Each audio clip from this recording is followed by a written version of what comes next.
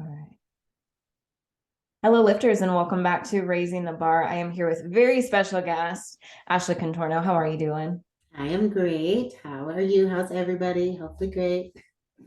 Thank you so much for being on with me. I really appreciate it.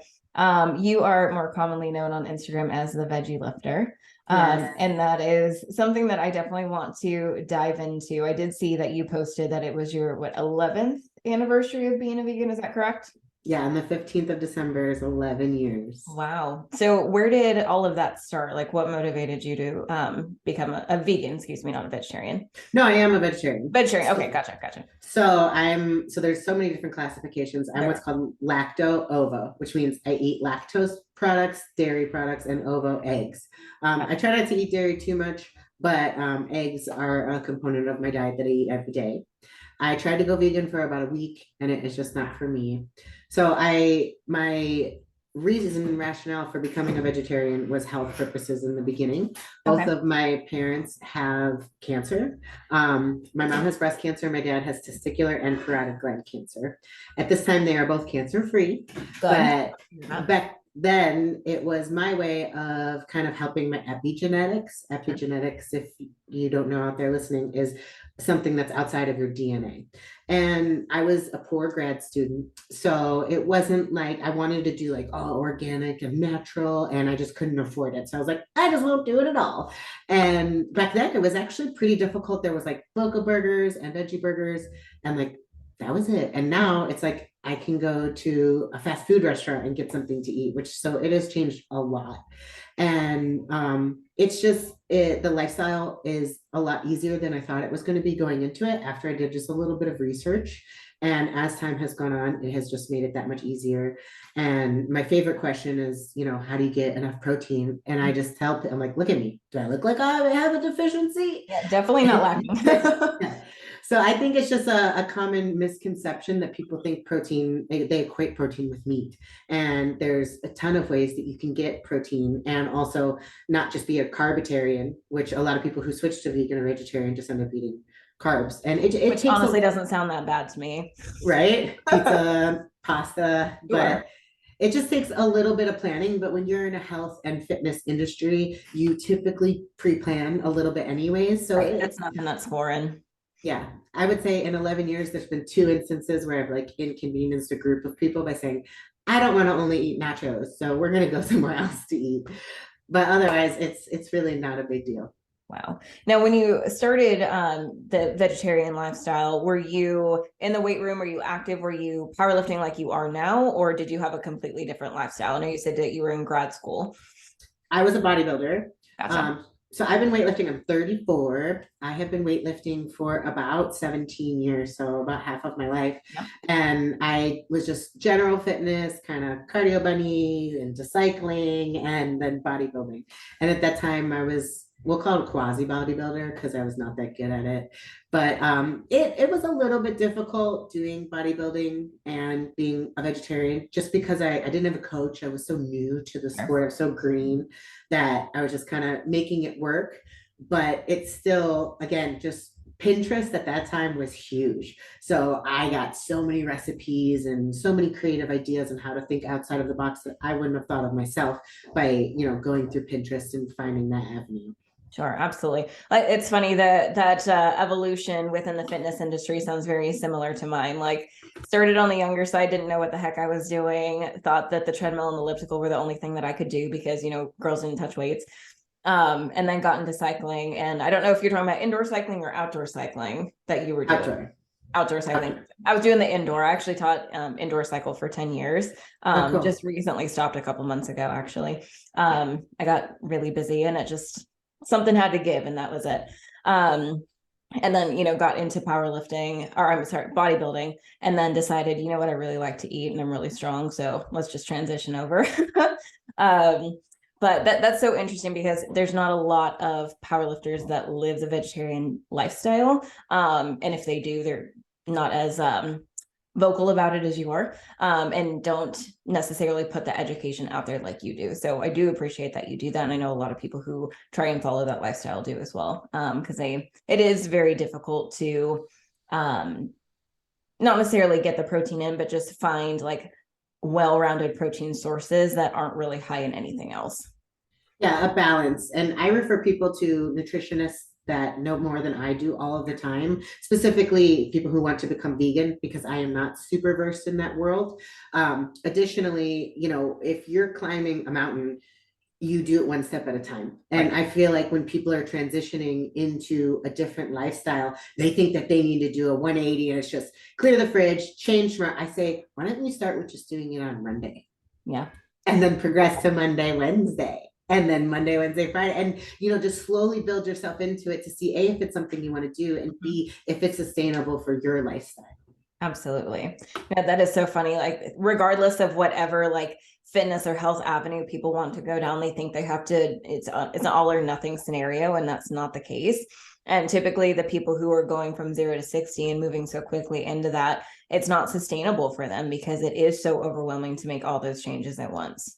Yeah, absolutely. So it's just, I went all in just because I made that decision. Sure. I'll never forget my last meal as a non-vegetarian was calamari. And you know how some of them kind of look like buttholes. Uh-huh. So I was just eating it and I was just like, this is so gross. I can't even do it.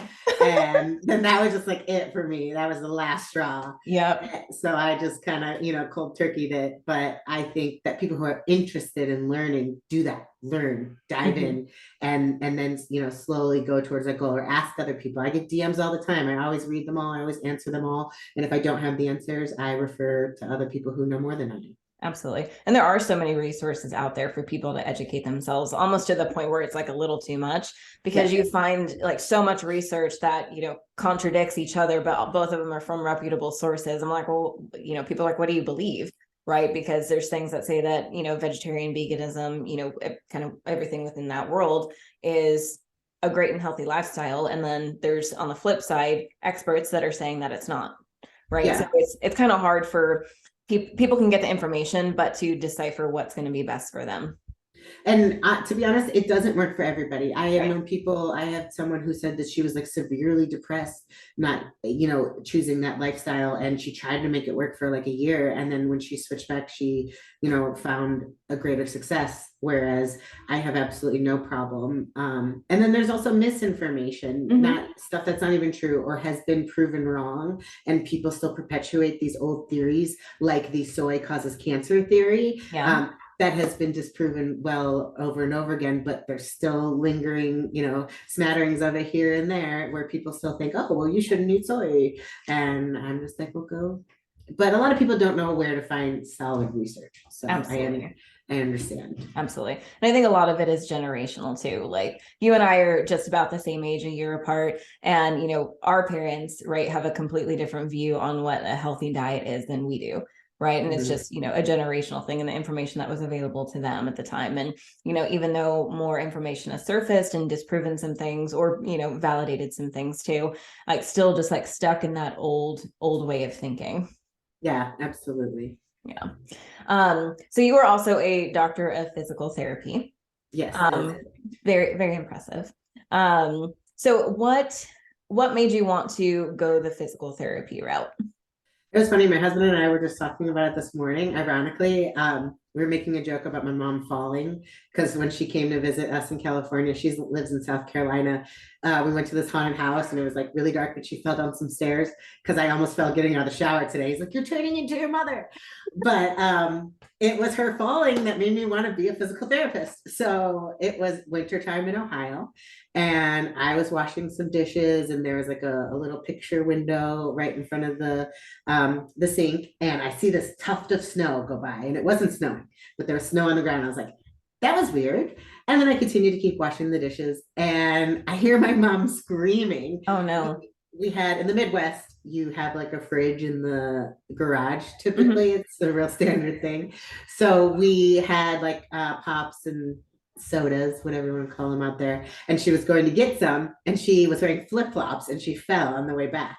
So she fractured her ankle, a trimalleolar fracture, which is a gnarly one where your inside bone, your outside bone, and the thing in the middle all break. And it Okay. requires internal fixation and hardware. And it's a pretty long recovery process. But I had just got my license. I was 16 and it was her driving foot, her right foot. So I took her to her outpatient physical therapy when she was ready. And from that first session on, I was like, this is what I want to do, period. And I almost gave up on that dream because for some reason, physical therapy is a clinical doctorate. There's 3 different types of doctorates. And for some reason, I didn't even know the difference until like a year before I graduated. I just knew I was getting a doctorate because no one in my family has gone to college. So it it's so difficult to get in the program. They treat it like a medical doctorate. Like there's 36 spots and you can amplify the you know, 1,000 times the amount of applicants, you know, versus Right. the available spot. So it took me 3 years to get in with a 3.8 GPA. Wow. And that was at Cleveland State University. So it wasn't like it's a, you know, a super, super competitive school like some of the things here in California. And on my 3rd rounds of application, so I had already got my bachelor's degree. So I was kind of in this limbo postgraduate, just taking classes to try to improve my GPA even more. And, you know, that costs a lot of money. I was working as a bartender, and then the applications are like $200 or $300 a piece. And I wasn't just applying to Cleveland State, I was applying to other schools. I did get into 2 schools, one in Missouri and one in Florida. My dad lives in Florida, so I was gonna go move there. And I decided I really didn't want to have the out-of-state experience based on the amount of financial aid and help I was going to receive from my family because it was kind of all on me.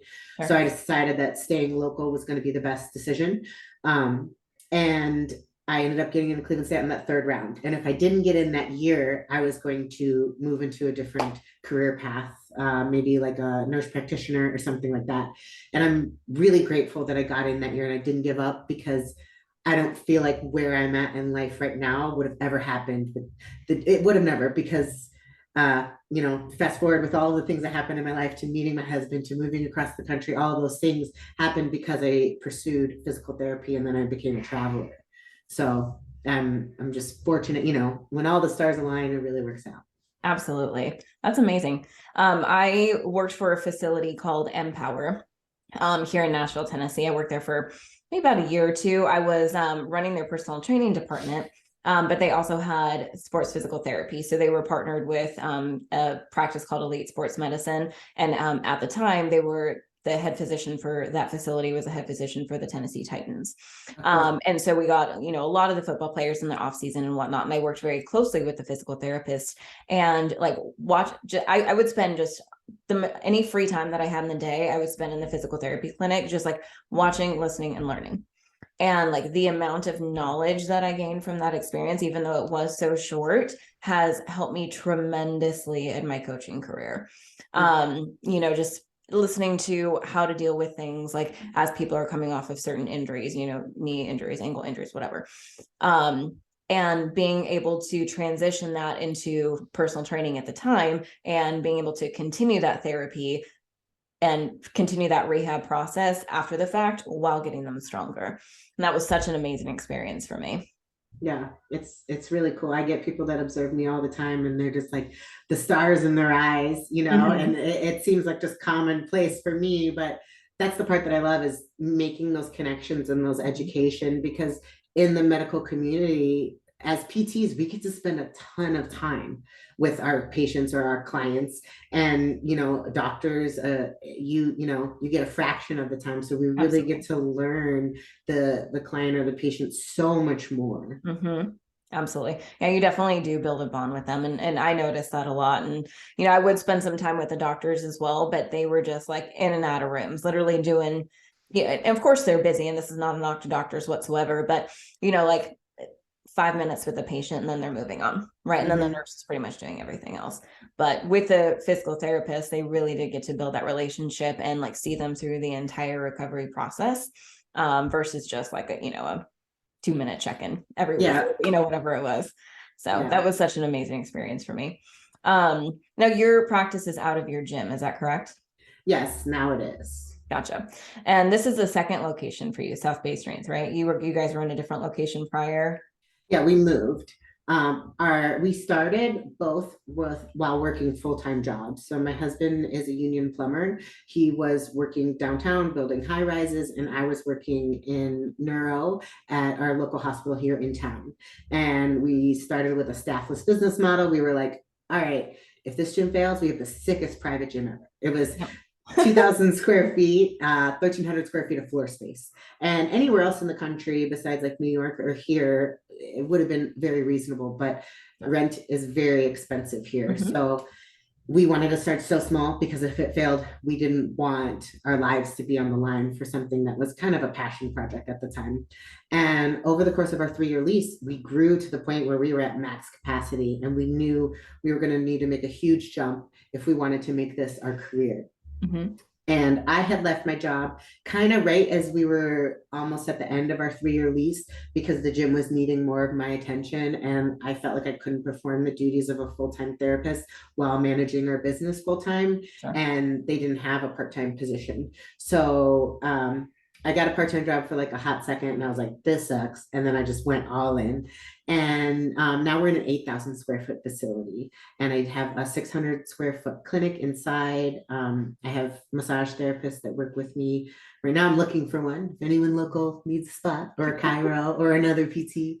I lose them for different reasons, like PT school or moving or stuff like that. Yeah. And now this is both of our full-time careers. Well, my husband is a professional bodybuilder, so he gets to kind of just do that. And that's a full-time job all on its own. It is. And he's like, we call him the janitor. And but it's been really cool to transition this into now this is our life. That's so incredible. I have managed so many different facilities in my time, and I've often thought about opening up my own gym, but I don't know if that's the direction that I want to go. But it's always been something that's in the back of my mind. But your facility, a couple weeks ago at the PBC finals, that was the first time that I'd been in your gym, and I was so impressed with it. Granted, everything, all the equipment was like pushed to the side and everything to set it for the meet, obviously, but just like peeking around at the equipment that you have, like you have so many pieces that I wish every gym had. Yeah, it's a very rare, eclectic menagerie of things, but that's mostly my husband. Like, he is the savant when it comes to logistical, like placement of things, his spatial awareness, and the necessity of, oh, we really need this.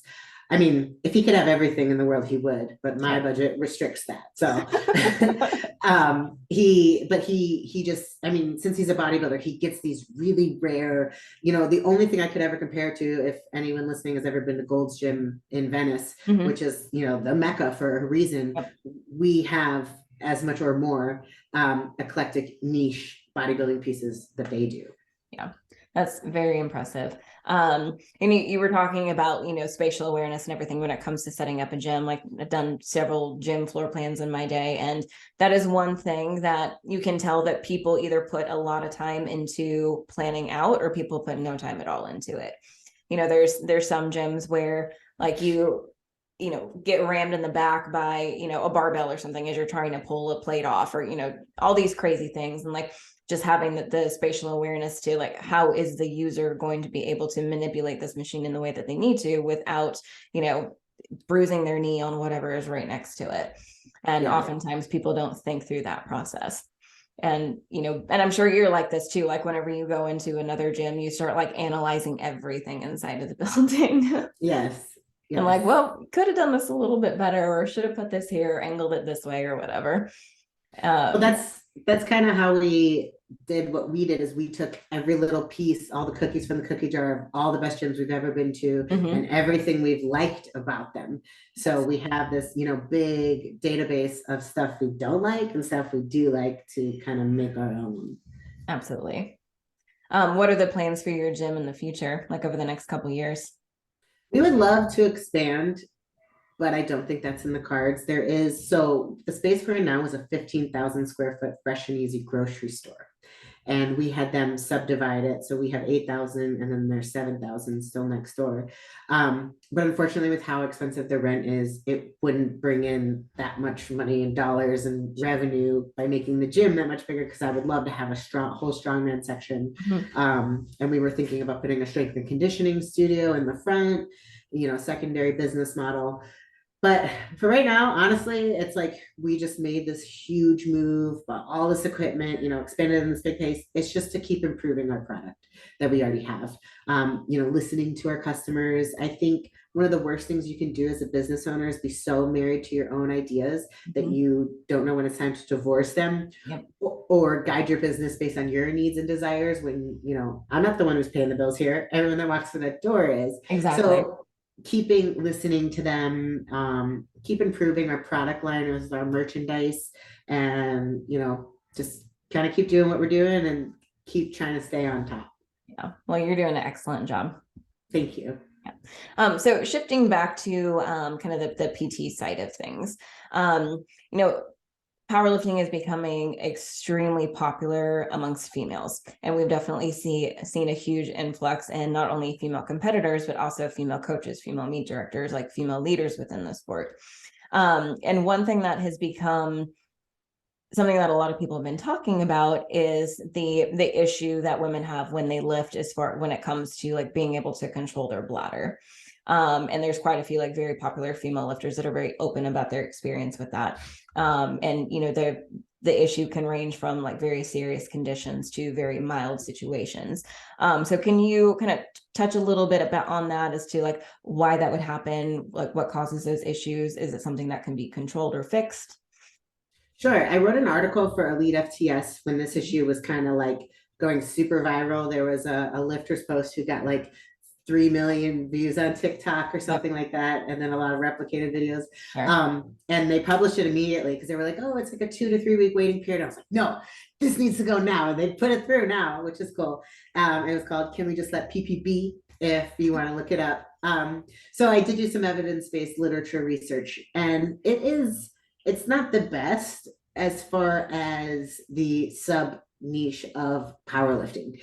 There's a lot of research on just, postpartum, bladder control, general fitness population. And I don't really take that, because granted, there's a bell curve to everything. There's, elite lifters who are doing 3, 4, 5 times body weight lifts. And then there's general fitness population. But I would not compare someone who is just getting into exercise for the first time as someone who is, doing powerlifting movements, because the mechanics of the lift are very different. So there's a few pillars of what I learned that is on the normal side, on the, kind of in the middle side, and then on this needs attention. But my caveat before I explain this is that I don't personally feel like if you're in that, oh, I feel like this needs attention, that's a guideline, because not everybody is in a position financially to get that kind of attention, or, physically or mentally wanting to put themselves in a room with someone that, is addressing their, private area and the strength of the muscles down there, because not everybody's that open about that. Physical therapy, pelvic floor physical therapy is a subspecialty. So straight out of school, physical therapists are not trained in the field of pelvic floor. That is something that someone would get continuing education and additional certification for. I have gone to physical therapy for my pelvic floor way in the past because I have urge incontinence, meaning the minute I know I gotta go. And I got a little window before I go. So, which is different than stress incontinence. So that is what weightlifting is: stress urinary incontinence. When there's stress placed upon the pelvic floor system, it cannot stand and withhold that stress. So in the literature, what I found is within a normal range is, I believe the number off the top of my head was around 82%, that females in general start urinating above 82% of your 1 rep max. It was slightly different for deadlift.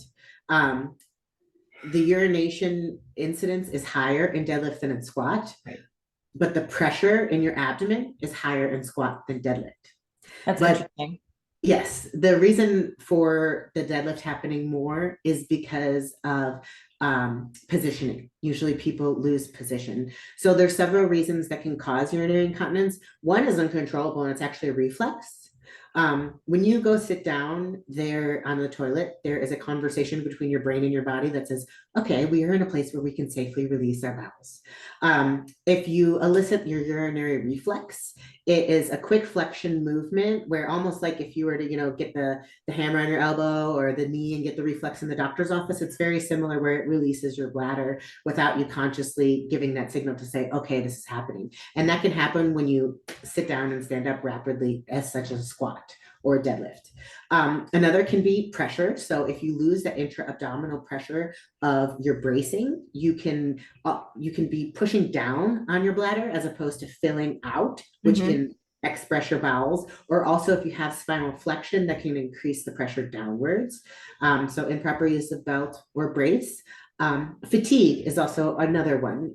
As you are doing multiple reps in a set, your detressor muscle, which is a muscle that controls your bladder, also gets weak. I think about it this way. I would love to meet a person who can bicep curl as much as they can squat. It's just not I don't possible. think that person exists, but I would love to meet that person. Yes. Either they have a really big squat or a really great bicep curl. But it's a similar situation involving the muscles of your pelvic floor and the muscles of your legs, or comparatively speaking, your entire body performing one movement, and then the pressure on your bladder and that whole system. So, people who want to say, oh, you have a weak bladder, blah, blah, blah. It's like, yeah, but the strength of that muscle is not equivalent to someone who is, putting 400 pounds on their back as a 185-pound female lifter. Right. That it's just not there. So 82% is kind of that average. In my opinion, if you urinate without a belt and then you put a belt on and you don't, or vice versa, it's usually the inverse, where you don't urinate with the belt and you urinate with the belt on. In my mind, that would be you are improperly bracing and you're pushing your pressure down as opposed to out. So you're not applying that same bracing mechanics with and without the belt. If you're urinating below 50 or 60%, if you start urinating right with the bar, those are indicators of bladder dysfunction. And there's mitigating factors, meaning ways to kind of detract from that. One would be getting pelvic floor physical therapy. Another would be wearing a panty liner, a pad, or an adult diaper. Again, finances play into that. If you're doing, if you're lifting 3 days a week and you need to wear a diaper 3 days a week and the package of them is $16, and not everybody has that kind of financial stability to be able to just purchase that as a luxury.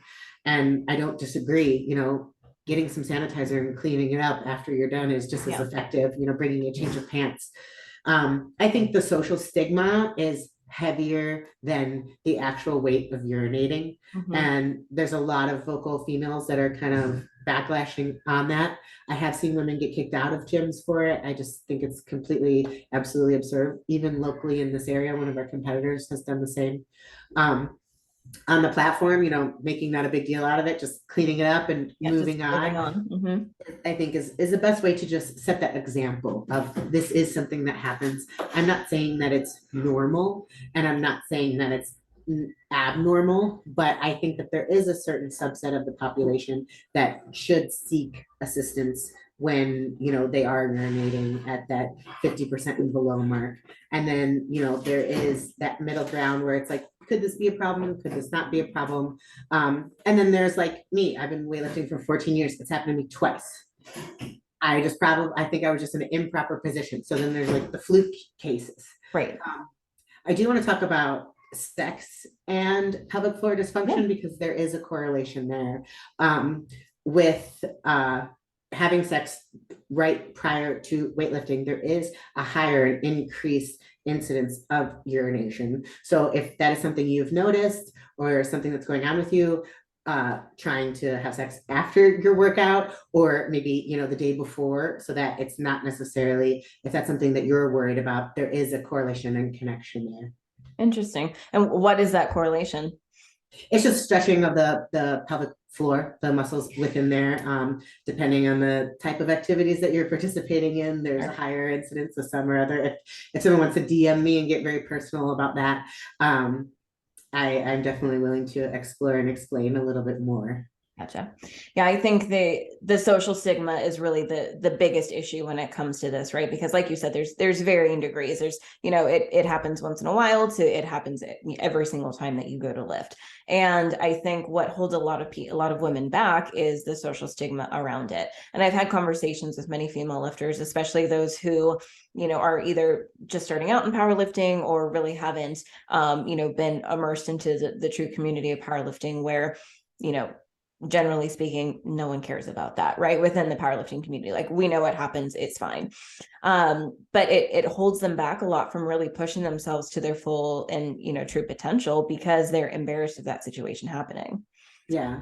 I think a lot of times you need to find a gym that isn't going to kick you out if something like that does happen. Right. Yeah. Which that's just completely crazy to me to hear that actually happened. Obviously those people need to be a little bit more educated. But I do really appreciate that there are so many very popular female lifters that are having these conversations on their public platforms to, make it more commonplace and socially acceptable for your body to do what it's going to naturally do. And it's nothing that can be prevented. Yeah, a part of my research was to do a survey. And I want to say there was over 150, between 100 and 150 females that participated. And I had some, just standard A, B, C, D, and then some text box questions. And one of them was, do you have a personal experience that you would like to share about, your urination or incontinence? And I was crying 1 page in to reading these responses of some of the social stigma or things that have happened to these women, or women saying, I just don't go over 225. And it just like hurt my heart to say, you're not participating in something that you love because of what someone else is going to say or think. Mm-hmm. And not saying that that is an inherent problem with these women, it's an inherent problem with the system. Right. And what I have found, if you go to a gym that has a powerlifting area or power lifters, you are going to be in a much better spot than being in a commercial facility that just for sure doesn't have those type of instances where it's frequent enough where people even understand. Yeah, absolutely. I mean, it's not I feel very blessed that it's not a situation that I personally have to deal with, but there have been instances where like, I'm going for a PR and like, it probably happened. But there was one time where I felt like it was going to, and I put that bar down and I did not finish the lift. I was so mad at myself. Yeah. Well, yeah, when it happens and you're not used to it happening, it takes you by surprise. And also some people, again, back to wearing the adult diapers, I haven't experienced doing that, but if it was gonna fuck up my mechanics or my, mental when I'm going to a bar because I'm wearing that, I wouldn't wear it. Yeah. And I'm sure that's why a lot of people don't. Mm-hmm. So it's just so variable. And then I will say, up to 12 to even 24 weeks for some women postpartum, the incidence of the increase in stress incontinence is going to go way, way, way high. Of course, yeah. So don't take those numbers that I was saying of 50% of your max, whatever, as true if you are within that realm of being postpartum. So many women after having a child will go seek pelvic floor physical therapy just to kind of re-educate and get a little bit of knowledge of what they can do for themselves. But it's definitely not necessary, but it is a tool that people can seek out. Absolutely. And I will put all of your contact information in the notes of this podcast. So if anyone has any specific questions, they can reach out to you. Cool. So within the strength sports, it can be a very injury prone activity, right? Whether it's powerlifting, strongman, even bodybuilding, whatever. What are some very common things that you have seen either within your own gym or just patients that you've worked on? Like what are some common injuries that you see from like situations that have happened in the weight room? The number one thing that I see and treat is low back pain. Mm-hmm. And it is not related to like degenerative disc disease or herniation. It is a unhappy triad of it's a clinical diagnostic pattern that I've looked. And what that means is I could see 10 people that present with one symptom, and then there's a pattern of how that developed. And it is typically related to tight hip flexors. Mm-hmm. I've never met anyone with weak hip flexors ever, like even some 80-year-old people, barely, but them being tight.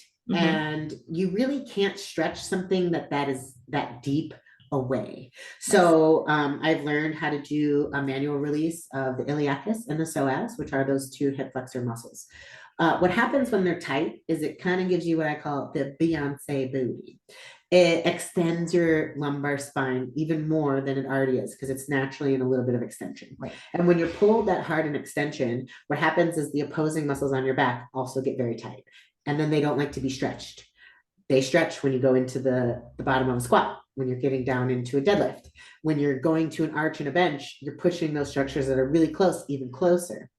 Well, what happens is, I don't know if you've ever met someone who has thrown their back out. Everyone knows a back guy, I call it. It may have happened to you or someone you know, and usually they're out for like 3 days, 3 weeks. They are just like, can't do anything. So what that is a quick flexion response usually occurs. It's typically not weightlifting related. It's like, oh, I'm going to go pick up my dog poop, or I'm going to go tie my shoe. And your body is not prepared for that quick flexion. And when it perceives it, your body perceives a threat that your spine is going to sever. It's like, what is going on here? So everything goes into spasm to try and protect your spinal cord. The first time it happens is usually the worst. And then subsequent times, it usually decreases in its duration and intensity, but it is still very uncomfortable. I have met people who have had this issue for 30 years. I have met people who've had it for 3 weeks. And sometimes it's anatomical. And what I mean by that is sometimes you have something going on within your body that creates that issue more than just being tight. Right. For example, someone who has flat feet, that really kind of aids and enhances that issue. Someone who has a leg length issue where one leg happens to be longer than the other, that enhances and increases that issue as well. So that would be something else secondary that I would look at, but that's actually the primary issue. So with that is just education, teaching people to learn deep core strengthening. I don't mean abdominals, I mean the muscles that surround your spine, as well as releasing and maintaining the hip flexor looseness that we've created within our sessions. The second thing that I see is shoulder injuries. I myself just had surgery 2 weeks ago, and I'm doing amazing. Look at you. I know, it was just a cleanup. They didn't end up repairing anything, even though I had some tears. But your shoulder is the most mobile joint in your body, so it is very, very susceptible to injury. Strongman is number one. I'm sure. Especially since the shoulder, it is the most mobile joint, but it's not weight bearing either. Yes. Which then creates a whole nother issue. Yes. So a lot of unilateral overhead activities can create a lot of imbalance and injury. Typically, I also do diagnostic ultrasound, which ultrasound gives a view into muscles and tendons, almost like an MRI. Not as clear or clinical, but it's a general screening tool that I can see the muscles of the rotator cuff, the bursa within the shoulder, kind of just to see general issues, the bicep tendon, repetitive use injuries. Like a lot of people get bicep tendonitis from benching. So it's a lot of imbalance work.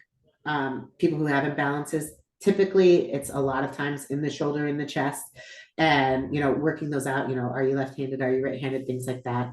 And then I would see third is neck and knee are kind of tied, but I would say for the most part those aren't weightlifting related. It's more life and occupation. And then every once in a while I get an ankle and foot injury, but back and shoulders are the number one things that I see related to weightlifting in general. I absolutely believe that. I was just having a conversation with another power lifter, and we were talking about treating all weight the same, right? So regardless if you are moving an empty bar or you're moving your max attempt, the way that you treat that weight should be exactly the same. And I feel like when I hear of people getting hurt, like it's not even a cool story. It's like, oh, I had 60% on the bar and X, Y, and Z happened. And a lot of times, from my experience, like it's because people are not treating that 60% with the same care and respect that they're treating 100, 105%. I 100% agree. I always say practice as your platform, whether it's your warm up or your max, it is the exact same. The exact same. Yeah, absolutely. I subscribe to that. Well, good. Glad we're on the same page. Yes. I figured you would. And we talk about the functional movements, right? And doing things the proper way, but then we actually take those concepts out into life and we forget all about them, right? Like when we, you were saying like, oh, someone blew their back out, bending over to pick up their dog's poop or whatever. Like you probably weren't hinging properly, you know, and using the same mechanics that you would apply to, you know, in the gym. And that's when a lot of those issues tend to happen. Yeah. It's funny that that just literally just had that conversation with somebody else. So when it comes to like things that you can do to like prevent those things, what would be like the top 3 to help to prevent some of those low back injuries or some of the shoulder injuries that you see a lot when it comes to weightlifting? So we're a front-facing upper body society. If you walk into any gym, you typically see a 2-to-1 or a 3-to-1 ratio of upper and front machines versus lower and posterior machines. Here at South Bay, it's the opposite ratio. But I would say focusing on the not normative, which would be posterior chain. And I know a lot of power lifters and weightlifters do focus on that because that's where most of your strength and power comes from. Right. So focusing on your posterior chain, making sure your glutes are absolutely rock solid. And I mean finite small movements that people usually don't like doing, because you have those little teeny small muscles and then you have your large stabilizers. People always want to work the large stabilizers, you know, those slow twitch muscles, but sometimes getting those fast twitch muscles in there is also going to help you. For your back pain specifically, there's 2 tools that I rotate and alternate and suggest. One is the PSO-RITE, PSO-RITE. I just became a wholesaler with them because I made a video and they were so impressed with my explanation. And I was like, you should have me do all of your videos. And apparently they did. So it's a tool that almost looks like 2 hands going like this. And it goes into your pelvis, and you can release your psoas and your iliacus both by using that tool. It's uncomfortable, so people who cannot put themselves in any amount of discomfort or pain, I would not suggest this. I would suggest going to a practitioner. But as a self-release and maintenance tool, it is amazing. A higher level product than the PSO-RITE is something called the hip hook. It looks very gnarly. It looks like almost like a fishing hook. Yep. And you put that into your iliacus, and it has a partner, which is a ball that goes into your psoas. Those were developed by a physical therapist. The price point on that set is almost $200, whereas the price point on Amazon for the PSO-RITE is $79. So there's a big difference there in aggression and in price. So I would recommend that. And then third, I would say is posterior activation of the shoulder. So a lot of people, again, are imbalanced with pec tightness, you know, anterior delts. And to activate, you only have one posterior rotator of your rotator cuff that just truly does pure isolation there.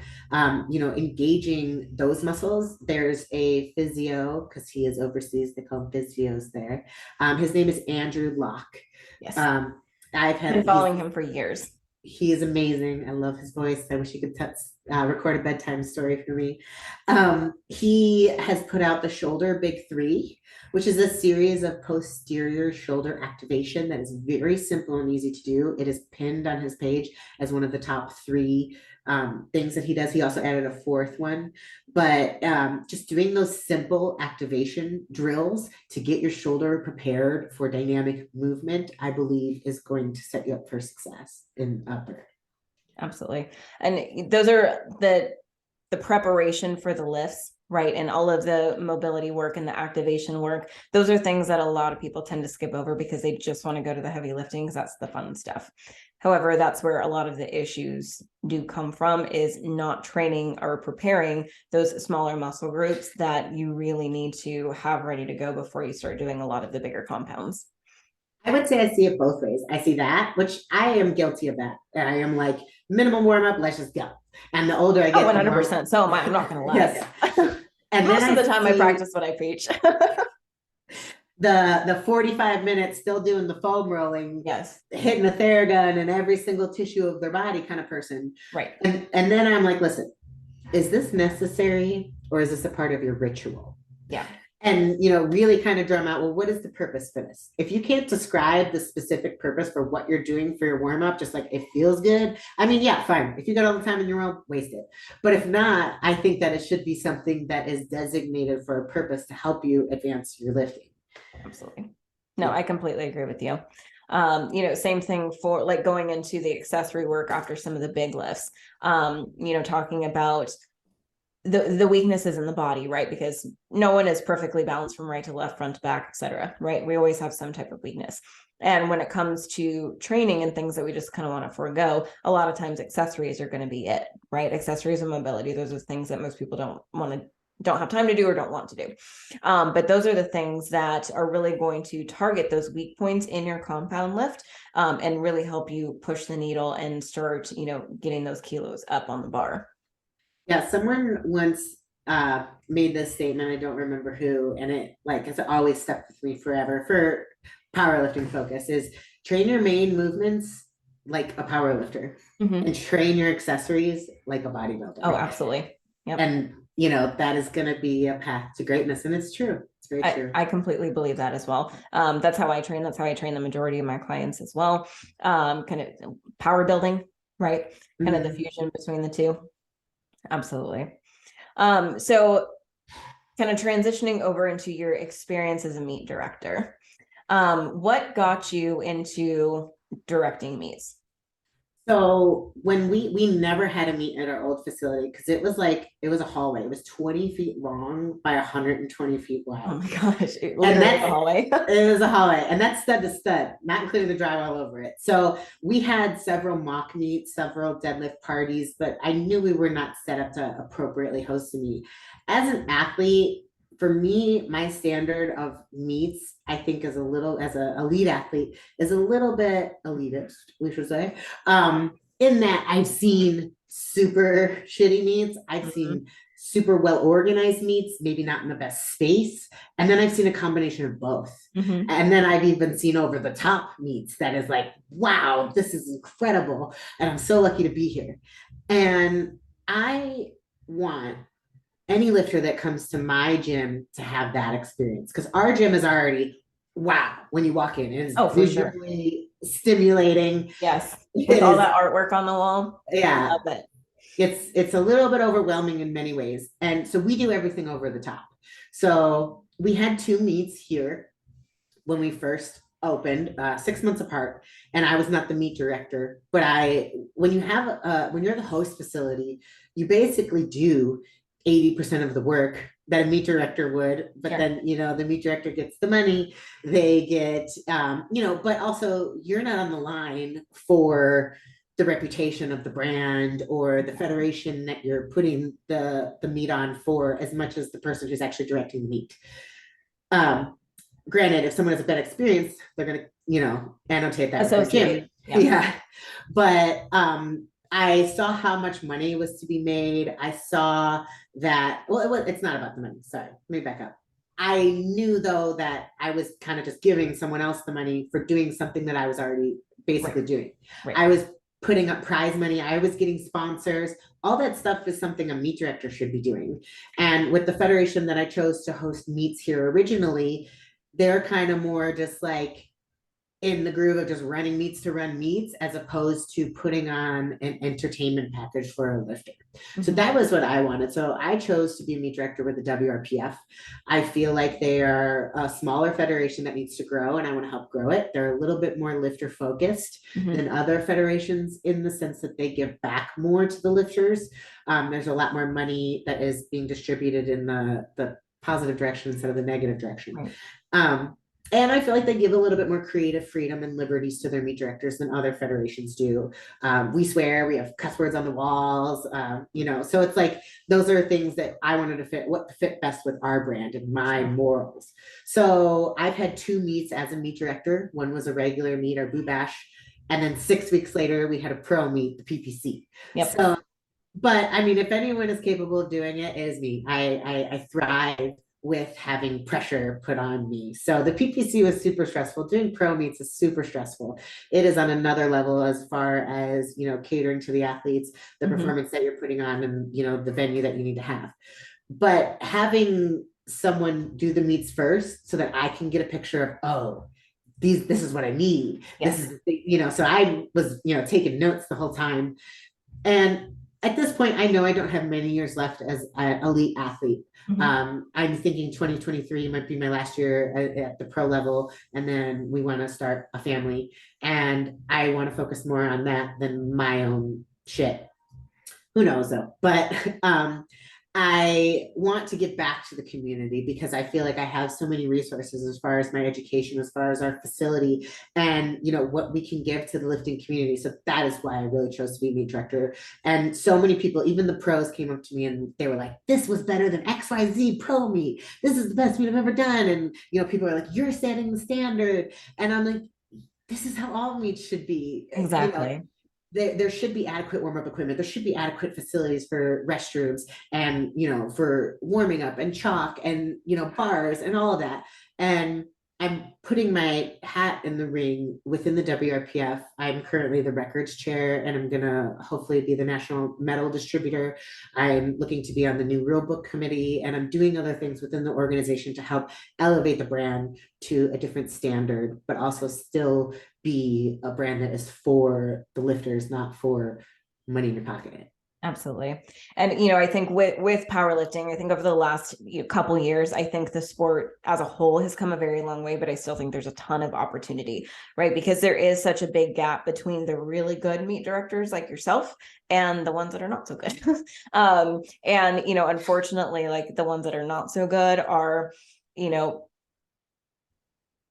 lowering the bar, we'll say, and kind of putting the stigma that powerlifting has, as far as like, unprofessionalism or, unorganized meets, all those types of things, putting that stigma on the sport when in reality, it's not like that. They're just making it a lot louder than they should. In my opinion. I think it was 2 weekends ago. I won't say which federation it was or where it was, but it was probably one of the worst meets I've ever been to in my life. I had a client competing in this meet and they did not have an MC. The music, I don't know what platform that they were using, but they didn't pay for it because they were commercials every 5 minutes. I did not know where I had 2 clients in this meet. I didn't know where my clients were because there was no one making announcements. Like we didn't even realize that they had started. The gym was still open to the members. And I had to kick someone off a squat rack to warm my clients up. I hate that. They didn't have kilo plates. They didn't even do equipment checks. And I'm like, what the heck are we doing here? Yeah. Is this a mock meet? Is this just for fun? Like, yeah. And I'm like, and I was surprised given the organization that it was or the federation that it was. But I told both of I'm like, we're not doing this again. Like, this is the one and only time we are going to be doing a meet with this person. But it was just chaos. Nobody knew what was going on. There was no standards, no nothing. It was insane. But I'm like, this is what gives the sport a bad name, and this is what's holding the sport back from getting to the level that it really should be at.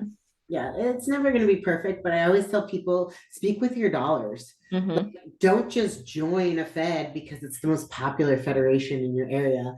Yes, access to meets is a huge deal. I've had clients that have been in like Washington State and they have 2 options a year in their state. Yeah. Whereas here in Southern California, there's 2 options a weekend. Yep. For you to compete, it is an insane different market. But speak with your dollars, choose your federation, talk to your meet director before you sign up and ask them questions. What kind of bars are you using? What kind of facility do you have? What's your warm-up area like? And if they can't answer those questions off the top of their head, they don't have their shit together. Exactly. And, a lot, especially new powerlifters, right? They don't even know how many different bar variations there are. Right. And if you're training on a straight bar and then you go to the meet and you have a deadlift bar, like those are 2 very different things. Yeah. And they feel completely different. So it is really important to be able to recreate the circumstances that you're going to be under at your meet throughout your training. And, unfortunately, if meet directors can't provide that information ahead of time, then it makes it really difficult on the athlete. But again, like going back to what you said about, things being expensive, and this is not an inexpensive sport to be in by any means. Right. And being affiliated with a gym that has all of those different bar options, right, you're going to have to pay a premium for that. Versus just going to, your Crunch or whatever. Yeah, I always tell people if you train in a commercial gym, that's fine. Just find maybe the gym that is hosting your competition if it's local, or a powerlifting gym in the area, buy a day pass and do an SBD day there. Yeah. So you can feel it at least once if you never have. Yep. Absolutely.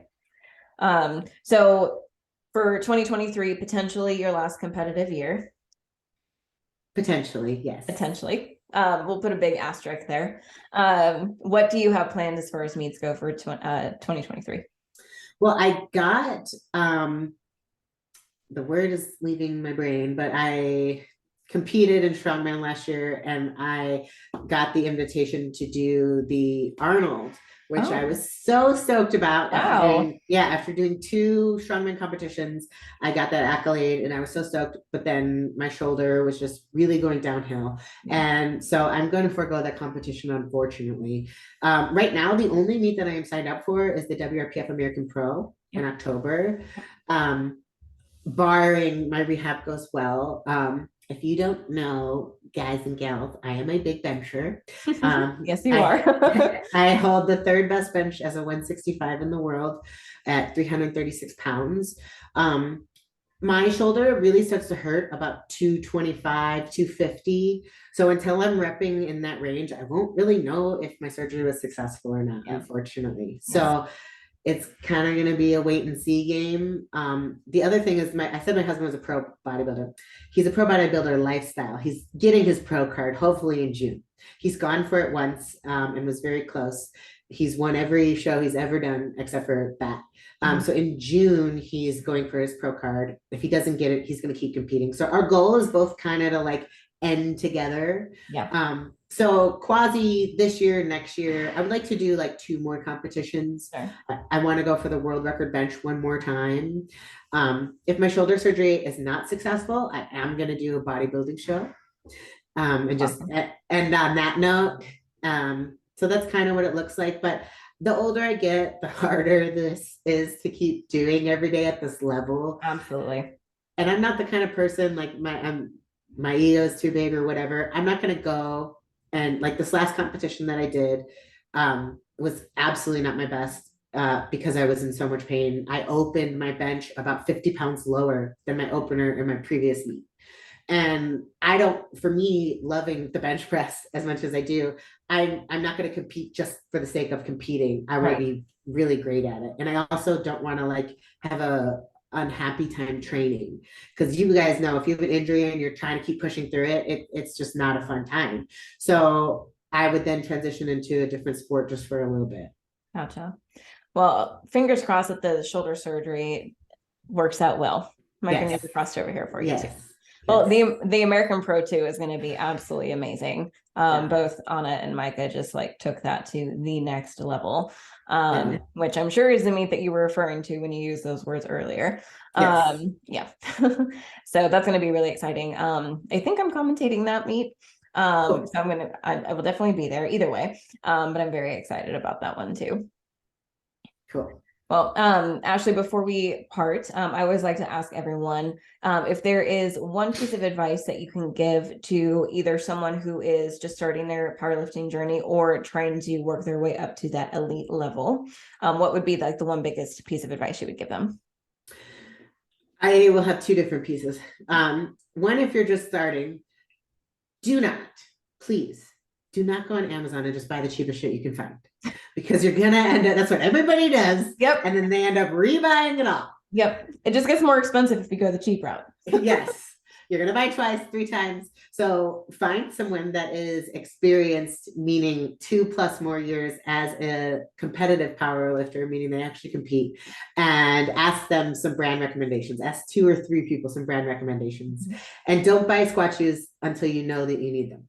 Yes. The second piece of someone who's trying to transition into a more elite level is level up your coaching. If you're using template training or, just the guy in the gym is giving you programming or something like that, find an established coach who has a record of success. And I don't mean they all have elite level athletes. I mean, they have taken people onto a successful journey of growth. And possibly if you can get with someone who has expertise to do one-on-ones with you, whether it's a coach, a physical therapist, something. I do one-on-one coaching in clinics. I know that other areas do seminars and things like that. Find that and help get some higher level technique so that you can elevate your strength to that level too. Absolutely.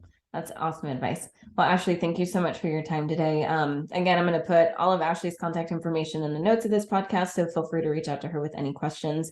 And then I'm also going to grab the links for those 2 recommendations for the hip flexors as well. Yes. And I'm going to throw those in the notes. That way people can purchase those if they want to. But thank you so much, Ashley. I appreciate it. Thank you for having me on. I appreciate it too. Thank you.